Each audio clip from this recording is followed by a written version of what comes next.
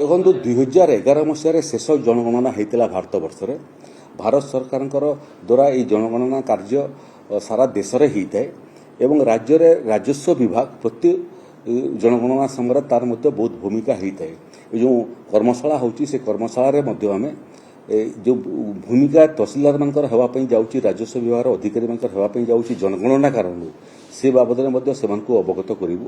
ଏବଂ କେବଳ ଜନଗଣନା ନୁହେଁ, ଏଥର ଜନଗଣନା ଜାତିଭିତ୍ତିକ ଜନଗଣନା ହେଉଛି। ତେଣୁ ଅତୀତର ଜନଗଣନା ଠାରୁ ଇଏ ଜନଗଣନା ଭିନ୍ନ। ତାକୁ ମଧ୍ୟ ଭାରତ ସରକାର ଟେକ୍ନୋଲୋଜି ବ୍ୟବହାର କରିକିରି କମ୍ ସମୟ ଭିତରେ କେମିତି ଜନଗଣନା ସାରିବେ ତାର ଖସଡ଼ା ପ୍ରସ୍ତୁତ କରି ସାରିଲେଣି ଏବଂ ରାଜ୍ୟ ସରକାର ମଧ୍ୟ ନିଜକୁ ପ୍ରସ୍ତୁତ କରୁଛି ଇଏ ଜାତିଭିତ୍ତିକ ଜନଗଣନା କେମିତି ଓଡ଼ିଶାରେ ସଫଳ ହେବ ଏବଂ ନିର୍ଦ୍ଦିଷ୍ଟ ସମୟସୀମା ଭିତରେ ସମାପ୍ତ ହେବ। ତାର ସାଙ୍ଗରେ ସାଙ୍ଗରେ ଏଇଟା ମଧ୍ୟ ସାରା ରାଜ୍ୟବାସୀଙ୍କୁ ମୁଁ ଜଣାଇବା ପାଇଁ ଚାହେଁ ଯେ ମହିଳାମାନଙ୍କର ଲୋକସଭା ଏବଂ ବିଧାନସଭାରେ ସ୍ଥାନ ସଂରକ୍ଷଣ ଆଇନ ପାସ୍ ହେଲା ପରେ ସମ୍ଭବତଃ ଆଗାମୀ ନିର୍ବାଚନରେ ସ୍ଥାନ ସଂରକ୍ଷଣ ମହିଳାମାନଙ୍କଟା ଆରମ୍ଭ ହୋଇଯିବ। ତେଣୁ ସାରା ଭାରତ ବର୍ଷରେ ନୂଆ ଡିଲିମିଟେସନ୍ ମଧ୍ୟ ଆରମ୍ଭ ହେବାକୁ ଯାଉଛି। 2026 ବେଳକୁ ସମ୍ଭବତଃ ଓଡ଼ିଶାରେ ମଧ୍ୟ ଡିଲିମିଟେସନ୍ ପ୍ରୋସେସ୍ ଆରମ୍ଭ ହୋଇଯିବ। ଅଧିକାରୀମାନେ ନିଯୁକ୍ତ ମଧ୍ୟ ହେବେ ଏବଂ ଓଡ଼ିଶାର ମଧ୍ୟ ଲୋକସଭା ଏବଂ ରାଜ୍ୟସଭାର 1/3 ଆସନ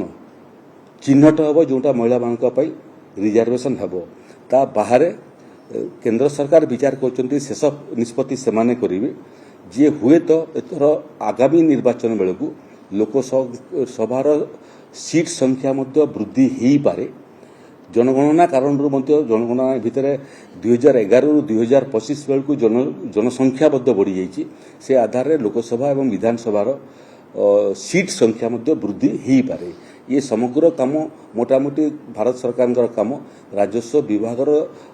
ତତ୍ତ୍ୱାବଧାନରେ ଏବଂ ପ୍ରତ୍ୟକ୍ଷ ଭୂମିକାରେ ହେବ। ସେ ପାଇଁ ମଧ୍ୟ ଆମେ ନିଜକୁ ପ୍ରସ୍ତୁତ କରି ସାରିଲୁଣି। କେବଳ ଓବିସି ନୁହଁ,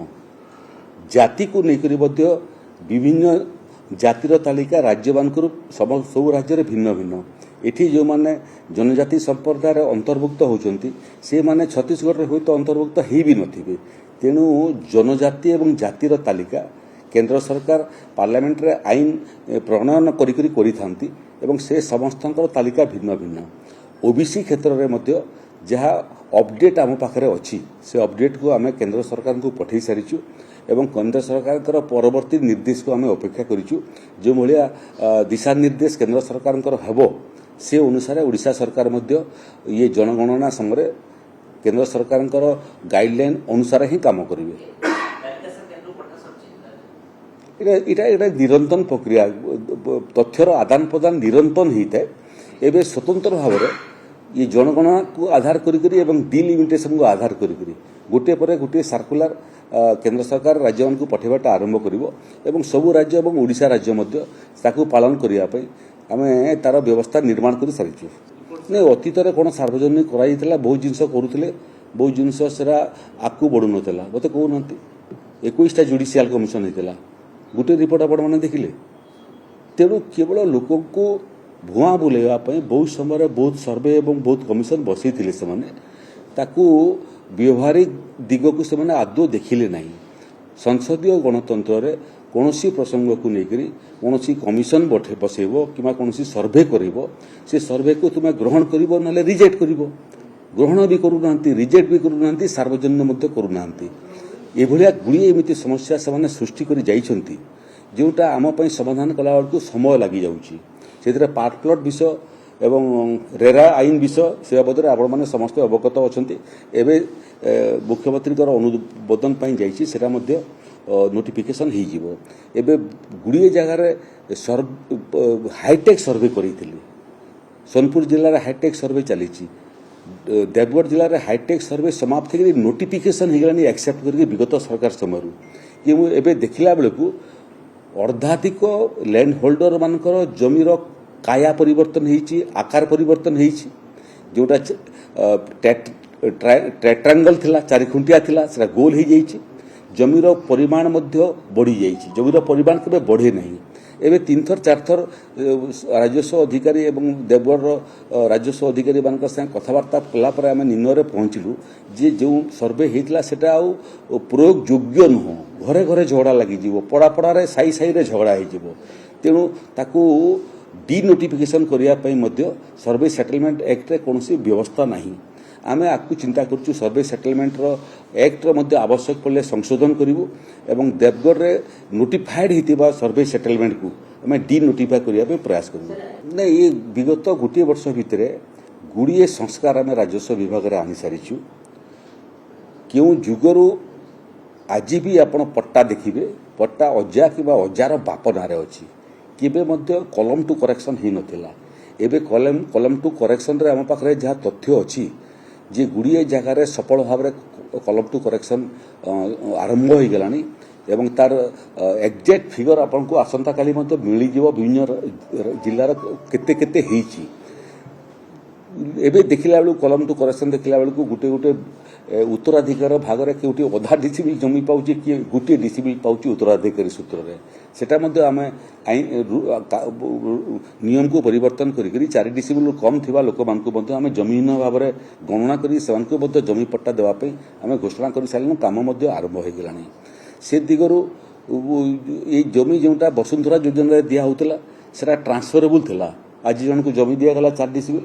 काली से जमी बिकी दूला ट्रांसफरेबल जीतुला पुणी भूमिहीन होता पुणी जमी मागुला एवं आम नियम परिवर्तन करदेलु जे वसुंधरा योजना रे जो मैंने जमी पाइबे सेटा ट्रांसफरेबल हम ना हेरिटेबल हम उत्तराधिकारी सूत्र में उत्तराधिकारी माने पाइबे राजस्व आईन एवं राजस्व सेवार गुड़िए संस्कार आम आनी सारूनी आहरी गुड़िए संस्कार आने पाइपलाइन रे अच्छी जो आईन दरकार पड़े परिवर्तन करने आवश्यक पड़ो परवर्ती विधानसभा अधिवेशन को आम अपेक्षा करुँ एवं क्यों क्यों आईन को संशोधन कर आवश्यकता अच्छी क्यों क्यों आईन जोटा आज लागू होवार आवश्यकता ना रिडंडेंट बोली जहाँ को इंग्राजी में कहती रिडंडेंट आईन मान को आम समाप्त करने चिंता करुँ गुड़िए अलग अलग जोटा आईन अच्छी तुरंत आप जमी बाबद जो आवंटन बाबद आईन अच्छी Odisha government land settlement act गोटे अच्छी से माध्यम जमी आवंटन भी होता है Odisha land encroachment act prevention act अच्छी से माध्यम जमी लोक आवंटन होता है एवं आम दुई आईन रे संशोधन आने जाऊँ गवर्नमेंट लैंड सेटलमेंट एक्ट रे केवल जमी आवंटन कर नियम आम रखू एवं land encroachment prevention of land encroachment act रे केवल जबरदखल को उच्छेद करने प्रावधान रखू तेणु व्यापक संस्कार कर व्यापक संस्कार आगामी दिन में कर राजस्व विभाग निजर खसड़ा प्रस्तुत कर सारी आईन को दुर्व्यवहार करने बुद्धि खल व्यक्ति मैंने आरंभ करती से बुद्धि बाहर कलापर पुणी आमको आवश्यकता पड़े कि आईन रे कौन संशोधन करूँ जो खल बुद्धि लोक मैंने अच्छा खल बुद्धि प्रयोग करें ना स्मार्ट सर्विलेंस सिस्टम हला परे भितरे बंद हो गला लांच खुंच भितरे बंद है जेतु टीवी लगी रेकर्डिंग करुच्ची कैमरा देखुची recording audio recording video recording होउची तेणु ए बाहर आरंभ होगा खंडगिरी डीएसआर स्टाफ बाहर धरा पड़े तेणु किते दूर कैमेरा नेबे आपड़ ना ताकू आहरी नुआ आधुनिक कारीगरी कौशल कौन व्यवहार हो पार से बाबद विभिन्न राज्य आम तथ्य मागिचु एवं विशेषज्ञ मान संगे परामर्श होशेष अधिकारी मान को